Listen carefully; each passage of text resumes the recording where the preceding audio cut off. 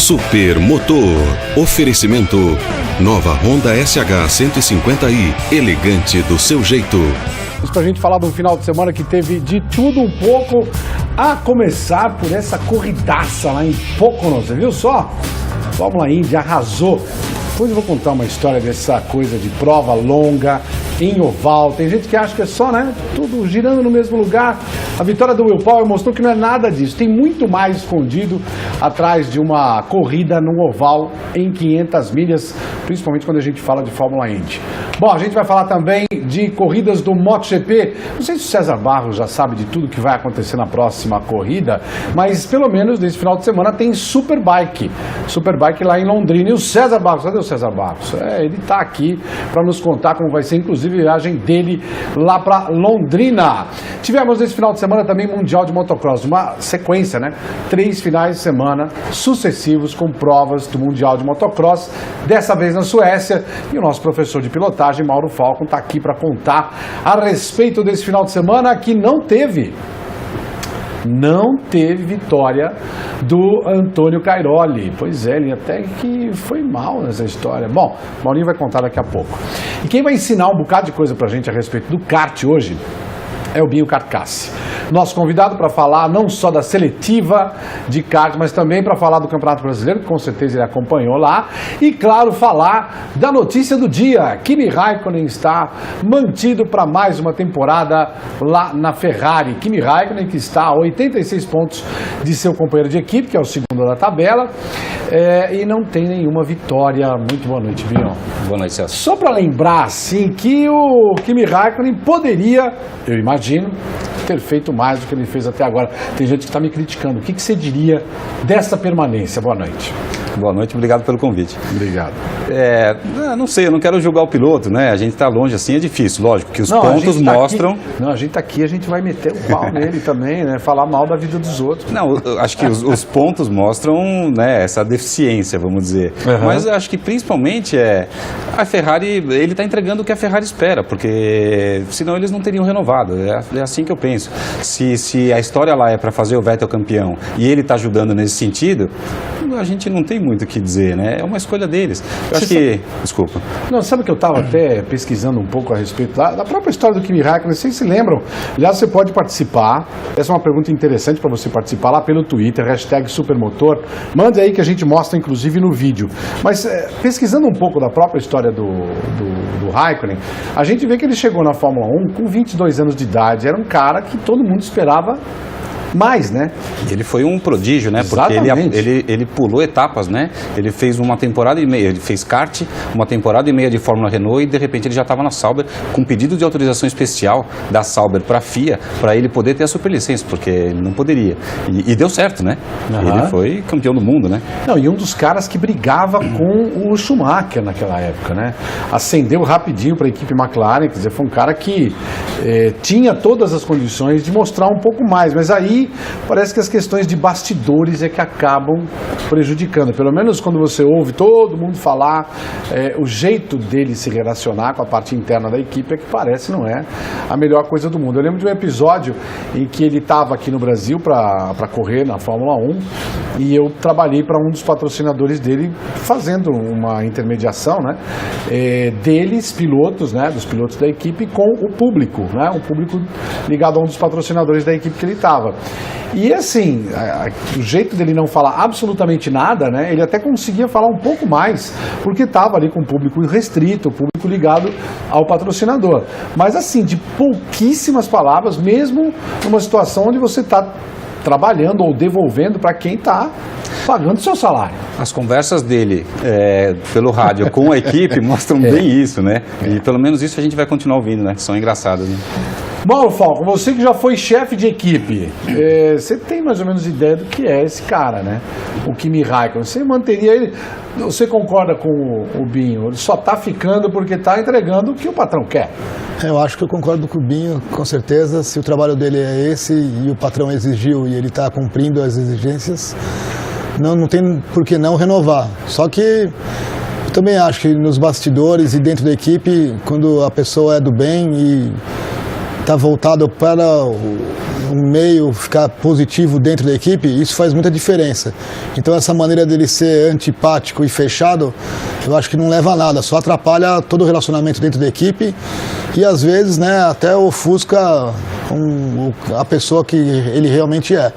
Então você ser introvertido e não passar informações e não trabalhar de uma maneira positiva em qualquer que seja o esquema, isso é ruim. Então, acho que ele perde muito por ser dessa maneira. Pois é, mas eu acho que é exatamente essa questão que você falou, do jeito dele se comunicar com a equipe, que dizem, inclusive, nesses levantamentos, que ele é um cara bom para acertar, para ajudar a acertar o carro.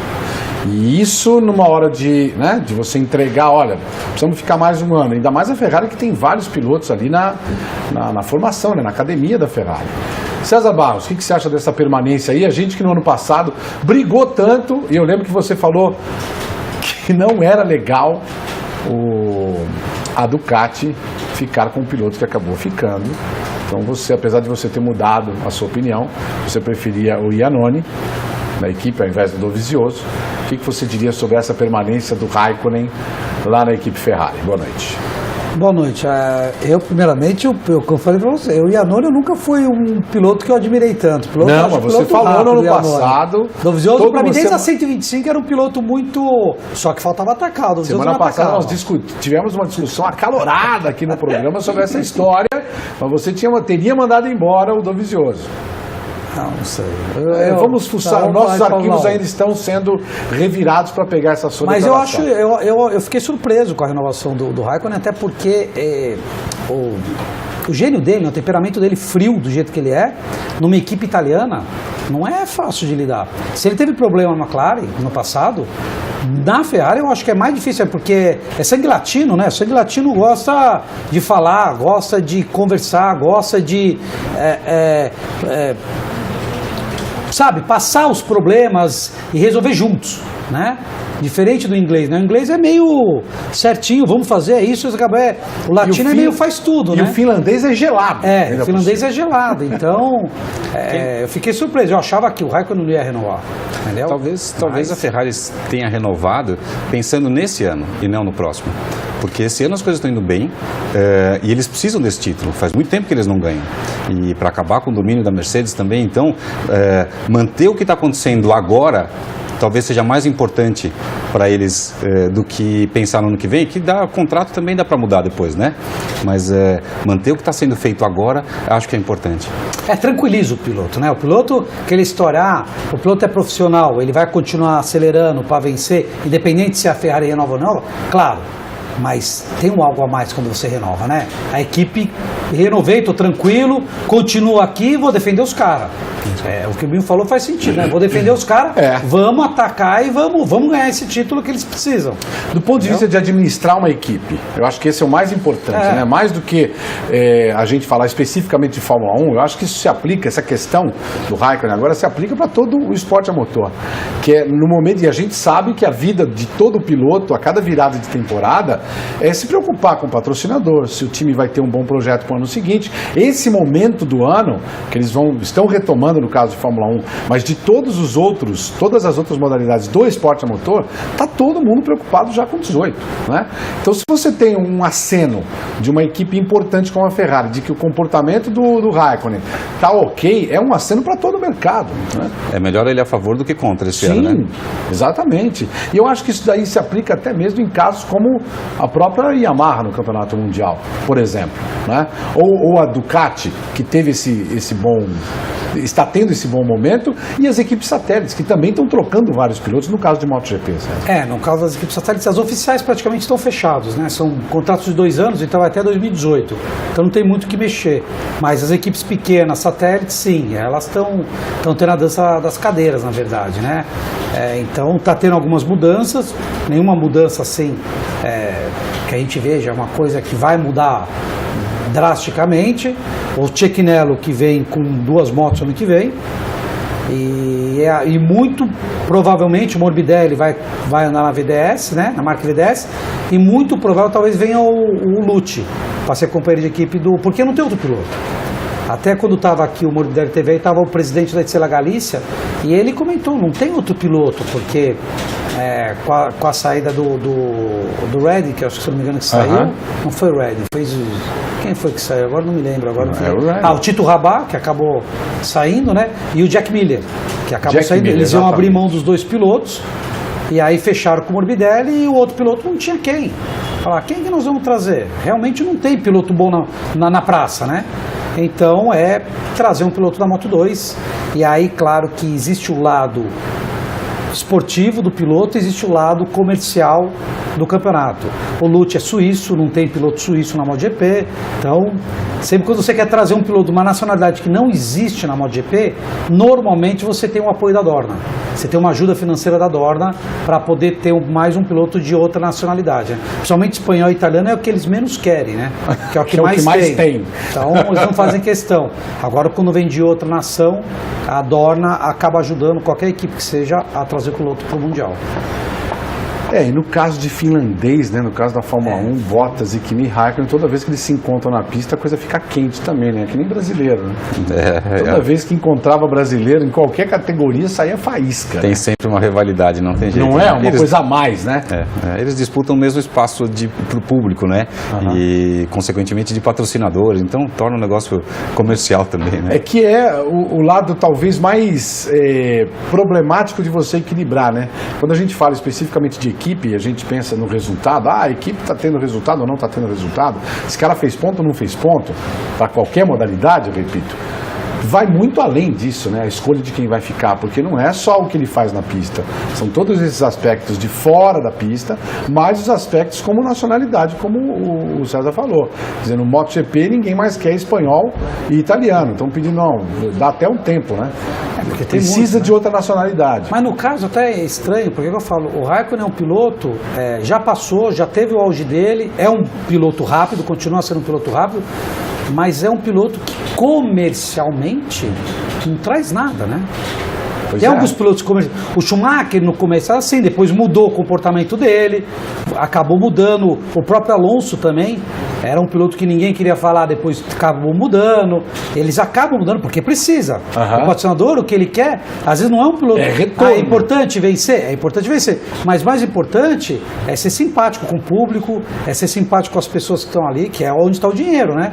O patrocinador leva um convidado ali, chega lá e o cara trata mal, não fica legal. E nesse sentido, eu acho até que quando o cara vira ídolo, ele passa um pouquinho da nacionalidade, né? Vou imaginar que o Valentino Rossi e o Marco Marques, talvez, eles vendam em qualquer mercado. Sim. Né? Não é mais o espanhol e o italiano, né? Lógico que eles têm isso mais forte nos países deles, mas acho que vende mais em qualquer mercado, né? Passa um pouco mais. No caso do motocross, Maurinho, os pilotos não têm muito essa coisa de prender por nacionalidade. Apesar de ter muito belga, por exemplo. Mas tem o próprio Cairoli, né? Italiano também, em qualquer lugar do mundo, como o Binho falou, ele é super bem quisto, tem torcida organizada e tudo mais. Então, realmente, quando o piloto atinge um auge e é bem quisto pelo público, ele vai em qualquer lugar e tem a torcida e é aplaudido, não importa a colocação que ele conseguiu naquela etapa, naquele país, e sim o que ele fez pelo público, o carisma dele pelo público é o mais importante, né? E isso vale muito. Por exemplo, aqui no Brasil mesmo, hoje eu estava falando sobre isso lá na loja, que infelizmente os jovens pilotos aqui no Brasil, ou as últimas gerações dos pilotos, infelizmente não conseguiram esse carisma em relação ao público. Então hoje no motocross aqui no Brasil, por exemplo, quando você fala de alguém do motocross, os últimos campeões a nível Brasil ninguém conhece. E quem que o pessoal conhece? Negrete e Sasaki. Isso da década de 90. Então olha o quanto ficou ultrapassado. Maurinho, da década de 80. De 80 a 90, né? Então, olha o que a falta de carisma dos atuais campeões ou campeões de há poucos anos atrás faltou em relação ao público. Não sei se por ordem das equipes, ou se os caras são antipáticos, ou se os caras não se preocupam em dar o que o público necessita. Que é um oi, que é um abraço, tirar uma foto, autografar um boné, o que quer que seja. Falta mais união do piloto com o público no geral. não só nas redes sociais, mas ali no tete-a-tete, nas corridas, ou o cara sai à noite, de repente vai a um shopping e tira uma foto com um fã, não existe Sabe, isso. eu acho que, especificamente no caso do nosso motocross, eu acho que nós temos uma deficiência, vamos chamar assim, e até histórica. Nós tínhamos, quando a gente fala de Sasaki e Negrete, a gente tem que lembrar que os campeonatos eram promovidos por duas grandiosas empresas de repercussão mundial do tabaco e que botavam muito dinheiro no esporte. Então, desde a promoção dos eventos, mais compra em espaço em TV aberta, que era o que tinha na época, só tinha TV aberta.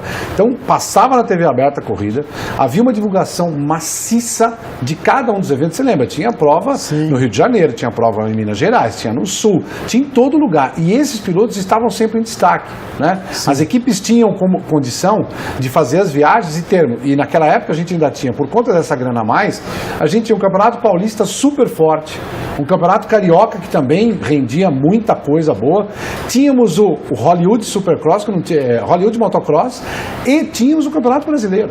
Quer dizer, eram várias competições com grana pagando, você lembra, a gente viajava, tinha um subsídio, né? Prêmio por largada, prêmio por... E é uma época que infelizmente a gente não vive mais, né? Não, é verdade, mas tudo bem, nós estamos numa crise nesses últimos tempos e tudo mais, porém existem grandes empresas no esporte, no segmento, e pode ser não tão bom quanto nessa época, mas existe ainda tudo isso, só que infelizmente também as entidades pecaram e os grandes investidores ficaram com o pé atrás em relação às entidades. Não estou culpando ninguém, estou só falando de um fato existente até hoje. Cadê o Campeonato Paulista? Não existe. O brasileiro, pô, legal, tá rolando 12 motos no MX1, vergonha. A categoria de base foi esquecida, ao contrário do kart, que promove muito a categoria de base. É o piloto do futuro, entendeu? Hoje as crianças vão ser os campeões mundiais de amanhã, quem sabe. No motociclismo, a mesma coisa. O Superbike cresceu um pouquinho agora nos últimos tempos, mas não é o campeonato nacional homologado. Não estou desmerecendo o campeonato que acontece hoje. Ainda bem que tem ele, porque senão nós talvez não tivéssemos nada. O motocross decaiu. Poxa, de onde a gente vai chegar? Acho que a entidade deveria se preocupar um pouco mais em reviver tudo isso. Os pilotos, por sua vez, se chegarem mais ao público, que existe essa dificuldade, ou então os caras estão muito metidos, eu não sei, cara. Sei que deveria...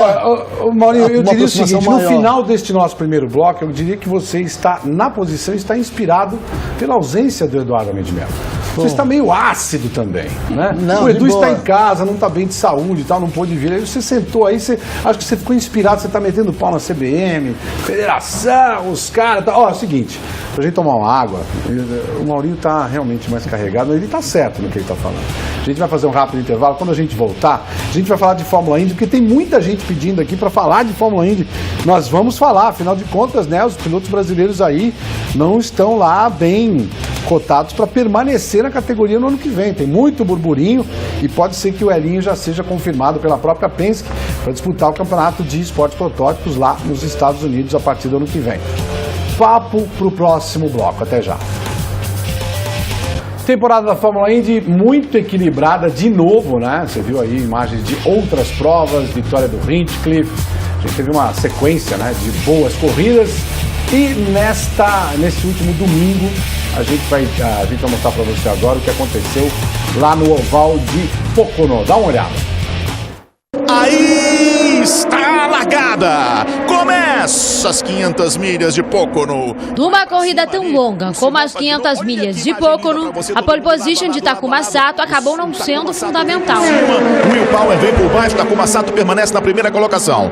Valeu muito mais a estratégia de paradas para reabastecimento e troca de pneus, além do ótimo desempenho na pista de Will Power. O australiano largou na 5ª posição. Conseguiu se manter nas primeiras posições na maior parte da prova. E no final segurou a pressão de Joseph Newgarden para cruzar a linha de chegada em primeiro lugar. Não perde mais o Will Power! Vence as 500 milhas de Pocono! Vence a 14ª etapa do campeonato da Fórmula Indy! Foi a segunda vitória seguida do australiano em Pocono. Segundo colocado ontem, Joseph Newgarden assumiu a liderança do campeonato com 494 pontos. Tony Kanaan ficou em 5º lugar. Já Hélio Castro Neves largou em 20º, fez uma boa corrida de recuperação e terminou em 7º. Ele agora é o 3º colocado no campeonato. Faltam apenas 3 etapas para o fim da temporada. E a próxima corrida acontece já no sábado, no oval de Gateway.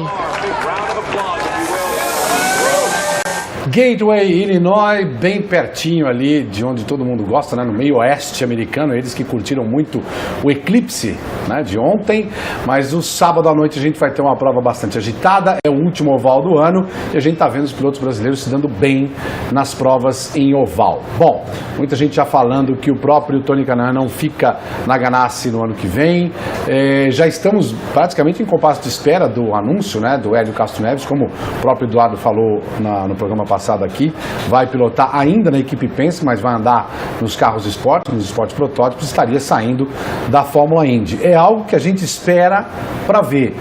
Já há algum tempo o Tony Kanaan leva o seu patrocinador, né, para as equipes, desde que ele saiu da equipe Andretti, ele tem essa capacidade, ele leva os seus patrocinadores e conseguiu, com a saída do Dario Franchitti, uma vaga nessa grande equipe que é a Ganassi. Não vieram os resultados talvez que ele buscava, que ele esperava, e se realmente eles não forem trabalhar juntos no ano que vem, eu tenho certeza que o Tony tem muitas possibilidades ainda de levar seus patrocinadores para outro time e seguir competitivo, no mínimo como ele tem sido aí na Fórmula Indy até aqui. Claro, ele espera mais, busca mais, tem capacidade para mais e de repente uma outra equipe é exatamente o que ele precisa para conquistar melhores resultados. Há de se esperar, a equipe Penske inclusive já anunciou 2 dos pilotos que vão pilotar os Honda NSX na próxima temporada para eles lá nos protótipos, inclusive o Juan Pablo Montoya é um desses pilotos. Então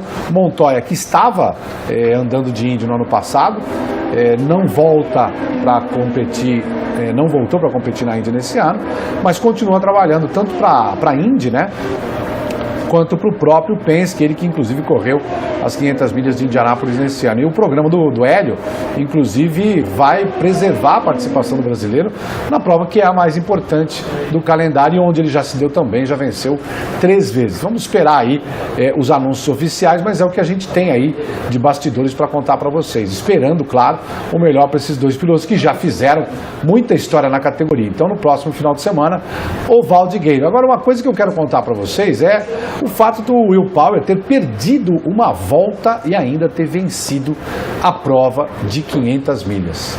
Não sei se vocês concordam comigo, mas uma prova em oval parece ser uma coisa simples, né? Você vai lá, larga todo mundo junto, confere e tal. Só que uma prova de 500 milhas ela tem tempo suficiente para acontecer todo tipo de coisa, inclusive a recuperação de uma volta que foi perdida. Se dá para comparar com o evento que a gente está tendo aqui no Brasil, com o Rally dos Sertões, dá para dizer o seguinte, tem vários caminhos para você chegar na bandeira quadriculada. E foi o que a Penske mostrou. Apesar de ter perdido uma volta, eles mudaram todo o esquema das paradas, sequência de paradas, ritmo de corrida do próprio Will Power e, claro, foram beneficiados pelas bandeiras amarelas. Isso é que faz a beleza da Fórmula Indy. E eu vou dizer para vocês o que eu acho. Infelizmente, a Indy não tem concentrado mais provas em oval. Eu acho que é melhor você ver a Indy no oval do que no circuito misto. Não sei o que você acha.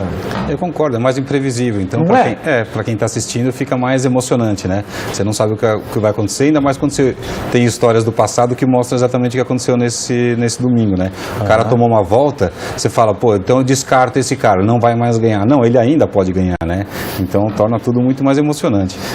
Eu lembro, inclusive, na prova de 2006, quando o companheiro de equipe do Hélio, como é que é o nome dele? Já esqueci o nome dele, o Sam Hornish. Ele ganhou as 500 milhas de Indianápolis, ele sofreu uma pressão muito grande de não andar bem, ele não conseguia andar bem nas 500 milhas de Indianápolis. E ele venceu aquela prova exatamente porque no começo da corrida erraram o abastecimento dele. Quebrou a mangueira, ele teve que voltar, perdeu uma volta e aí ele teve tranquilidade para fazer a corrida dele e ganhou a prova. Estava descartado? Estava descartado e o cara ficou tranquilo, andou. Não é o caso do Will Power, que inclusive venceu a prova de pouco no ano passado, ou seja, é um cara que já tinha intimidade em vencer provas em oval, mas você dar a volta e conseguir vencer uma prova assim, tem muito a ver com a tranquilidade do piloto e da própria equipe, né? Não sei se César já ganhou prova assim, em que tudo parecia perdido, foi lá e ganhou. Já viveu uma situação dessa? Não, a moto é mais complicado, né? Provas são mais curtas. né? São mais curtas, né? Uma prova de endurance, como a 500 milhas, que a gente teve problema na largada até esse ano, que eu corri ali, que nós tivemos a corrida, né? Que eu corri com o Diego Viveiros, o Márcio Portolini e o próprio Danilo Lewis, que o Danilo deu problema, a moto não pegava para ir para o grid de largada. A moto não pegava, perdemos 2 voltas, não largou, perdemos 2 voltas e aquela coisa, putz, complicou. E no final, chegamos em terceiro na geral, segundo na categoria. Então, é o que você falou, prova longa, pode acontecer muita coisa. Estratégia, mas não adianta só ser rápido, tem muita estratégia em jogo, tem muito trabalho de boxe em jogo, tem muita coisa que conta a favor, né, do piloto, a tranquilidade do piloto. Às vezes ele sofre a pressão andando na frente e às vezes ele está lá atrás e não tem pressão nenhuma. E aí ele faz a corridinha dele, como você mesmo falou, e a equipe também, de repente, acaba fazendo um trabalho melhor para ele, porque, para aí, vamos abastecer ele para liberar que está vindo o nosso outro piloto que está na frente, né? Não é? E trabalha, acaba trabalhando e tudo vai... E a estrela, né? O dia do cara também tem essa, né, Celso? Eu acredito muito... Tudo bem que eu acho que o piloto tem tudo uma coisa que envolve, tem aquela... A energia que envolve o piloto naquele dia, né? E tem pilotos que no sábado não conseguem andar e chegam no domingo e ganham uma corrida. Então, acontece muito não é? isso. Maurinho, você como chefe de equipe já viveu alguma situação dessa? Tudo parecia perdido e vocês foram lá e ganharam. Isso acontece mesmo, como o Cezinha disse. Às vezes, no motocross não existe assim uma prova tão longa, mas às vezes os favoritos aconteceu algum problema, ou na largada, ou com a máquina, e quem não era cotado para vencer acabou vencendo. Então, principalmente no motocross, que só se resolve na bandeirada, né? Tudo pode acontecer a poucos metros, né? Pista acidentada, vários obstáculos, então... Isso daí rola realmente, e o que o César falou, eu concordo totalmente. Às vezes o piloto não veste a pista, ou ainda naquele dia ele não está num dia bom e nada acontece direito, e chega na hora H, pronto, tudo se resolveu, sem mais, sem menos. Então, esporte a motor não é só a máquina, nem só o piloto, é uma junção de vários fatores para tudo dar certo. Então vamos fazer o seguinte, vamos ver o que aconteceu no GP da Suécia, porque parece que nem tudo estava bom para o lado do Antônio Cairoli, mas aí aconteceu uma coisa pior ainda para o maior adversário, que foi o Jeffrey Herlings, né? Vamos ver lá imagens do GP, do MXGP lá na Suécia, que o Maurinho, junto com o Maurício Borato, fizeram nesse final de semana. Fala aí, Maurinho. Foi uma corrida super bacana. O próprio Cairoli classificou a pista como uma pista traiçoeira, que poderia suceder pequenos erros, e muitos pilotos erraram em diversos pontos. Para o Jeffrey Herlings, infelizmente, a segunda bateria teve um problema com a corrente da motocicleta. Até, né, sempre falo, a galera reclama que a moto não pode quebrar. Não rola isso, meu amigo. Máquina pode quebrar a qualquer momento, até 0 km, principalmente nas máquinas de competição. Né, o Jeffrey Herlings deu azar, embolou a corrente lá na moto, ficou sem pontuar na segunda bateria.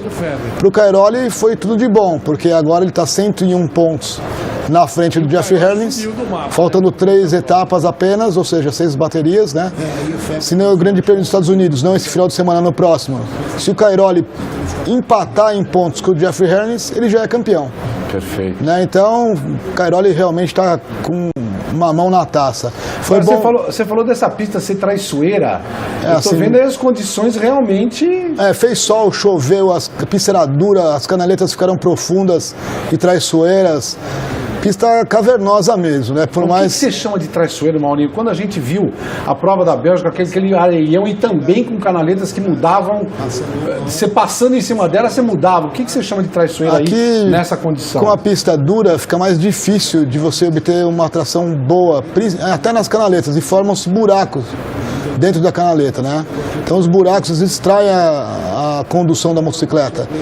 O piloto entra na canaleta, pensa que vai sair de um jeito e tem um buraco dentro dela e a moto desgoverna, né, de uma maneira irregular. Isso aconteceu muito. Aí na imagem o Jeffrey Herlings, que ultrapassou o Gauthier Paulin na primeira bateria de forma sensacional. E eu destaco também nessa prova, que foi muito boa, para o Tim Gajser, que voltou a vencer. de forma brilhante.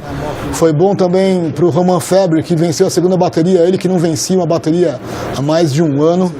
Então foi bom e foi a primeira Yamaha de equipe oficial a vencer uma bateria esse ano. Então foi legal para o Febvre também. E para o Gauthier Paulin, que foi o terceiro na classificação geral, foi muito importante para ele também, porque ele assumiu a terceira colocação no campeonato, ficou a apenas 4 pontos do Jeffrey Herlings, que é o atual vice-líder do campeonato. Ou seja, os 3 do pódio se deram bem, ficaram felizes com o resultado, né? Ficaram felizes debaixo do capacete. E esse resultado do Gauthier Paulin mostra que eu seco mesmo o francês, é isso? Não, acho que ele está bem, porque se ele fica... Porque quando eu faço, ele vai mal, Maurinho. Não, agora ele foi pro pódio. Só porque ele fez muito mimimi com a gente nas vezes que estava no Brasil. Mimimi é pouco. Né, cara? Gente, é o seguinte, a gente chegou nele o quê? 3 vezes. 4 vezes que a gente teve a prova aqui no Brasil, a gente chegou nele em todas para entrevistá-lo. Ele sempre, agora não. Agora não. Bom, deixa pra lá. Não, o cara tem dessas, isso daí rola realmente, né? Mas o cara se deu bem. Garoto enxaqueca aí. Vários pódios nas últimas etapas. E para ele que está de time novo, o time Husqvarna, brigar pelo vice-campeonato vai ser importante. Né, o Herlings, realmente, o cara detonou. Começou o campeonato contundido, inclusive a KTM com grande cobrança em relação ao seu desempenho. Ele até reclamou que ele não era de ferro, estava machucado. E o cara tá na vice-liderança. É preocupante para o ano que vem, que ele vai ser um dos favoritos e está andando muito. Cairoli, lógico, está pensando no campeonato. Ele mesmo disse que ele entra para vencer corrida, mas agora, em primeiro lugar, pensa no campeonato, não no título, né? Não é para qualquer um. 9 vezes, vencer 9 títulos. E eu acredito que você ficar no auge por 10 anos ou mais, já tem que tirar o chapéu. Não, um título já tá bom, né? Você o cara tá mais de 10 anos aí no topo, né? Andando sempre na ponta. Só não foi campeão nos anos que ele se machucou. O resto, o cara detonou. Inclusive agora, esse ano. Tá bom demais. Agora, professor Maurinho, quando é que a gente vai conseguir levar o Cezinha para andar? Você viu que esse final de semana não vai dar de novo, né? Não, o cara tem que trabalhar, né, meu? Então, ele vai estar lá em Londrina, né? Mas o convite está feito. Já temos, a gente estava conversando, já temos todo o equipamento. Tem a CRF 230 do Celso para você dar um rolê, tem a minha CRF 250 também. Só antes for o número 222, hein? A gente manda fazer o number plate. Só antes for o número 222. Nossa senhora. Meu Deus do céu, o Edu não tá aqui, o espírito dele ficou, né? Mas é legal falando... Eu sou bom pra fazer. Você vai andar com o 222? Não. É isso. A gente manda fazer o number plate, né? Tem um jogo de lateral e number plate reserva. A gente já põe esse número pra você. Só que tem que saltar que nem o Cairoli. É, complicado, hein? Eu vou ficar no dia que ele tá machucado. Anda devagar. A Itália não tem mais piloto depois do Cairoli, né? Olha, no motocross. Tem não. Não tem, tá né? difícil. Difícil, diferente da velocidade, ela não tem uma safra de pilotos jovens aí. E olha que lá, corroborando o que estava falando o Maurinho no outro bloco, a Federação Italiana, ela mantém um programa de formação de pilotos. E lá é bem forte. Ele é ídolo, né? O Cairoli é o ídolo dentro do país dele. Ajudaria a formar muita gente. Tem uma programação da própria Federação Italiana para ajudar, mas não aparece não. Tem o Lupino, mas o Lupino não é piloto de fábrica, nem de satélite, né? E anda lá de 15º para trás. É, piloto do terceiro time Honda, né, o Lupino. Então... Seguinte... Intervalo, a gente volta daqui a pouco, a gente vai falar até de Rally dos Sertões e, claro, da seletiva de kart, porque, afinal de contas, temos muitos kartistas, que mais de 500 correram no último Brasileiro. Até já. Estamos de volta aqui no estúdio do Band Esportes para a sequência do nosso Supermotor. Agora a gente vai falar de kart, porque tem muita gente falando, nossa, teve muita pancada no Brasileiro de kart. Binho, você está acompanhando, a gente tem a seletiva aí para falar, mas o que você pode falar primeiro dessa história desses mais de 500 pilotos aí no Campeonato Brasileiro? Renascimento do esporte, a gente pode dizer assim, ou as coisas aconteceram na época certa, do jeito certo? O que você pode me dizer? Eu acho que é mais isso, né? E nem chamaria de renascimento, porque ele não estava morto, absolutamente, né? Acho que ele estava acompanhando uma crise econômica do Brasil e agora ele está um pouquinho mais estável. E aí, estável, com uma organização muito boa, num lugar ótimo, isso tudo acabou que juntou muita gente para correr. ocorrer, condições favoráveis para isso acontecer, principalmente uma boa organização, e que é o que a gente precisa no fim das contas, né? Se você faz um evento bem feito, isso atrai o piloto para participar, e aí 550 pilotos é um número fantástico. E essa história que a gente até estava falando com o Maurinho do motocross, isso acaba valendo também para a velocidade, para o motociclismo e para outras categorias de esporte a motor. A gente está falando de o momento não é bom economicamente, mas de repente você tem uma administração, uma organização que percebe o que é preciso para fazer todo mundo ir. E isso tem a ver também com o valor de inscrição, local. O que você acha que foi equilibrado para trazer essa moçada toda? Acho que é isso. O lugar, junto com uma organização bem feita, que passa a segurança para o piloto de que ele vai participar de um evento onde ele vai se sentir bem, as coisas vão dar certo, é o que atrai bastante. E a organização inclui ver as condições que se apresentam ali do cenário total para ver o que é importante. Então, por exemplo, só um exemplo do que eu estou te dizendo. A gente tem uma categoria chamada graduados, que é a top do kart, e tem uma categoria chamada Sudan, que é muito semelhante nos pilotos. Então, a idade é muito parecida, a carteira exigida do piloto é muito parecida. Para a Sudan, a CBA criou uma ótima premiação e uma condição de participação muito boa. Ela foi feita com motores sorteados. Então, o piloto não precisava alugar ou comprar um motor, ele alugava da organização. E com a segurança de que o que ele ia receber era realmente muito parecido com o do seu adversário e que se ele tivesse um problema técnico, aquilo ia ser reposto. A Sudan tinha mais gente do que a graduados. Então é isso que eu estou dizendo, é a percepção do que pode ser feito para atrair aqueles pilotos que estão ali. E isso foi feito com o investimento do organizador, da confederação, por exemplo? Ou isso é uma questão de administrar mesmo?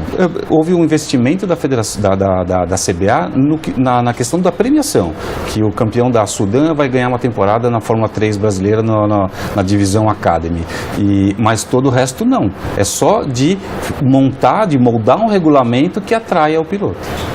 Isso é uma questão fundamental, né? Quando você faz a coisa, você administra as próprias circunstâncias sem precisar botar muito dinheiro, porque no caso ter o prêmio, participar da Fórmula 3 Academy no próximo ano, lógico que tudo de graça, é isso? Tudo de graça, exatamente. Isso já é um belíssimo prêmio, mas também tem a ver com promover a própria Fórmula 3. Precisa divulgar, se você só tem o prêmio e não divulga para ninguém vai lá buscar aquilo que está sendo oferecido, né? Mas eu acho que, e tinha uma questão de idade também, não valia para todo mundo, acho que era de 15 a 18 anos, ou alguma coisa, 16 a 18 anos, alguma coisa assim. Mas funcionou. E no fim das contas, acaba que um campeonato bem feito como esse, ele impulsiona os regionais. E aí vira um ciclo, né? O regional forte manda para o brasileiro forte fortalece os regionais e espero que realmente seja assim e que aí a coisa começa a crescer de novo.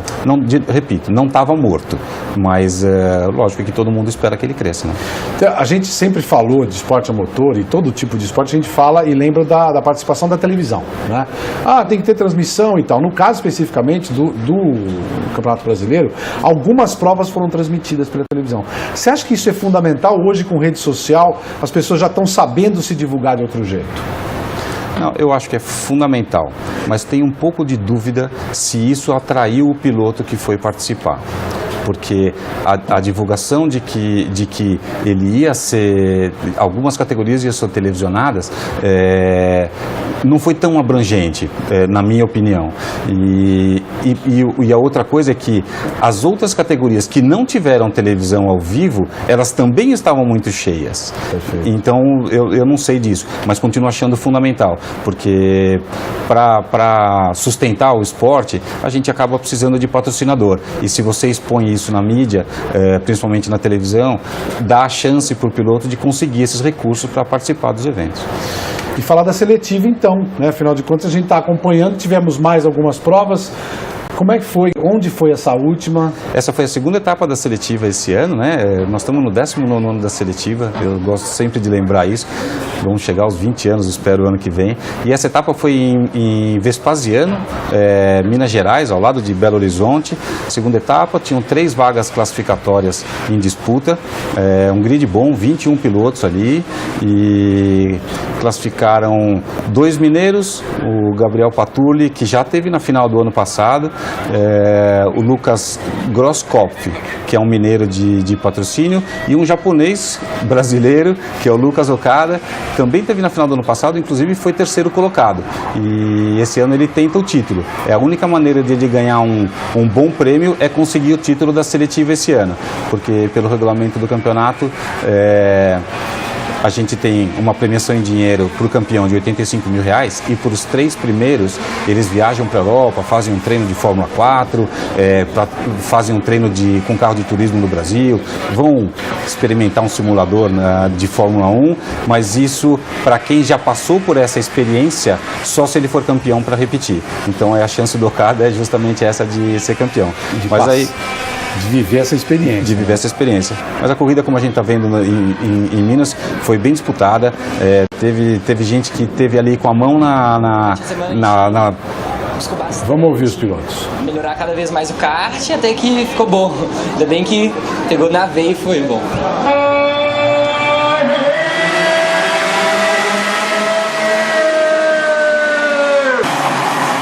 Eram 2 baterias lá. Quem ganhasse a primeira levava uma vaga, quem ganhasse a segunda levava a segunda vaga e quem somasse mais pontos nas 2 corridas levava a terceira. O Patulli ganhou a primeira, o Lucas Okada a segunda e pela soma de pontos o Grosskopf em terceiro. Vamos levar a terceira Okada.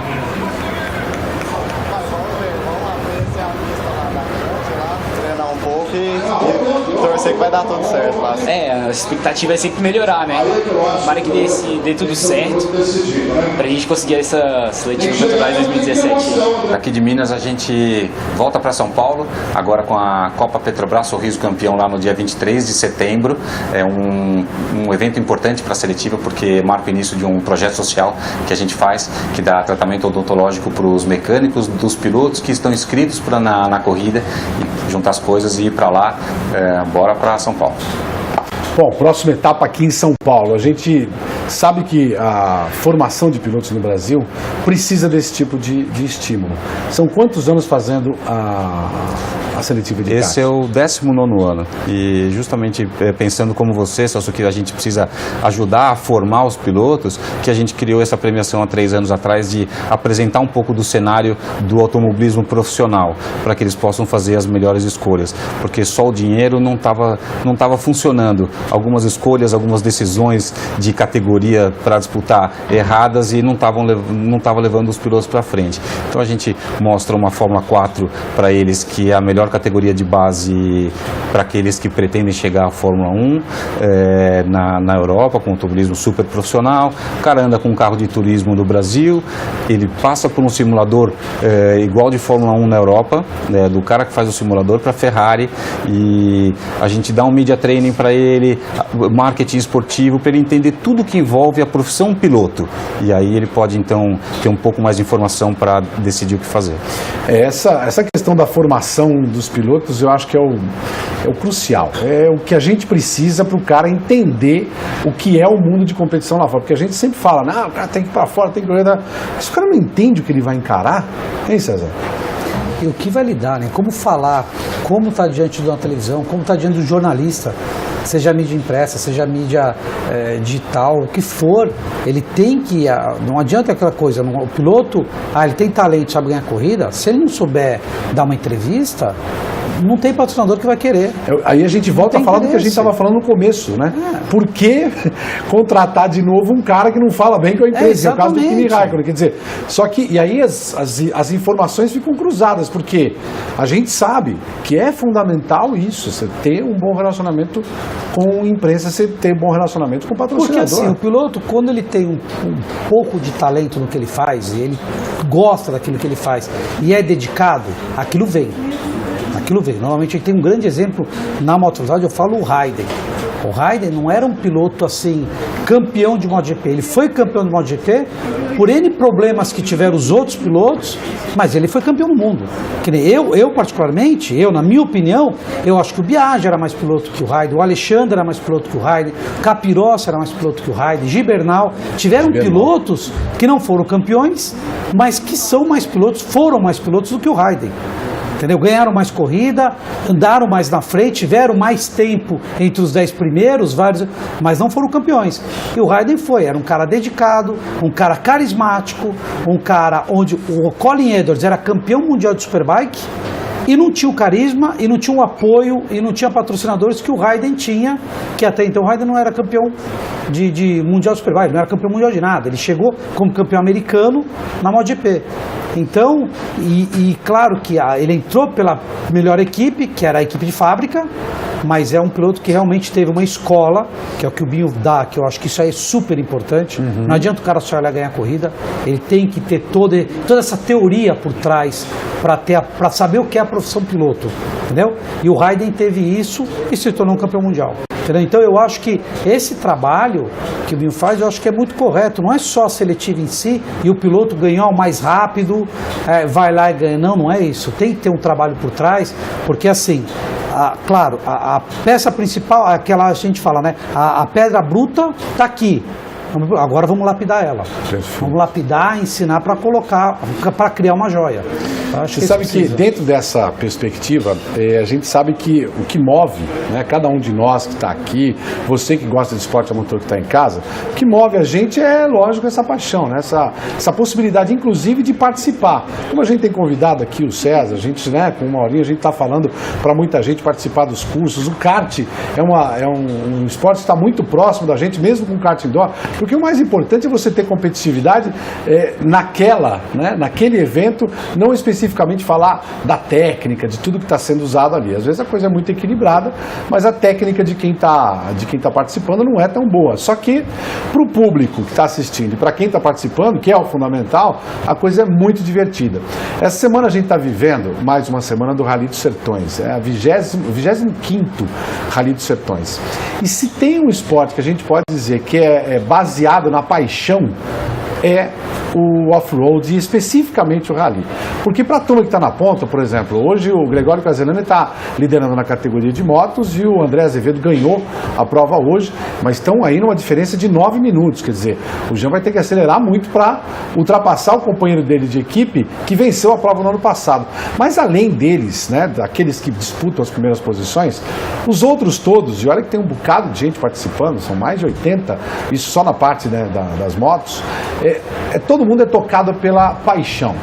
E eu fui lá acompanhar a largada desse Rally dos Sertões e lá em Goiânia eu pude conversar com um cara que é essencialmente apaixonado pelo esporte e pelo rally.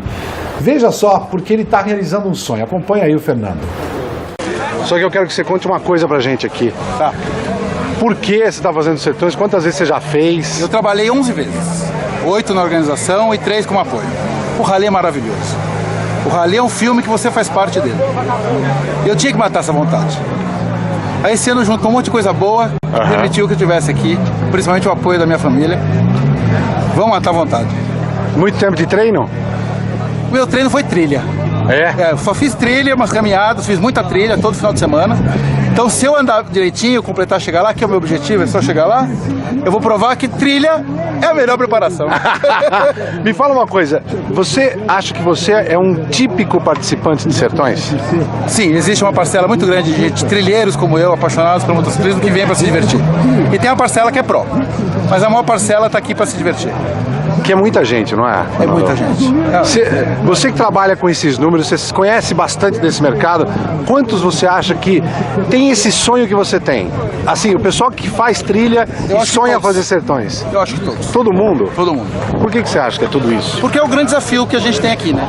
É o segundo rally do mundo, é uma estrutura maravilhosa, é uma organização fora de série, você é super bem tratado, você vai conhecer um país lindo, por lugares que só o rally vai te levar.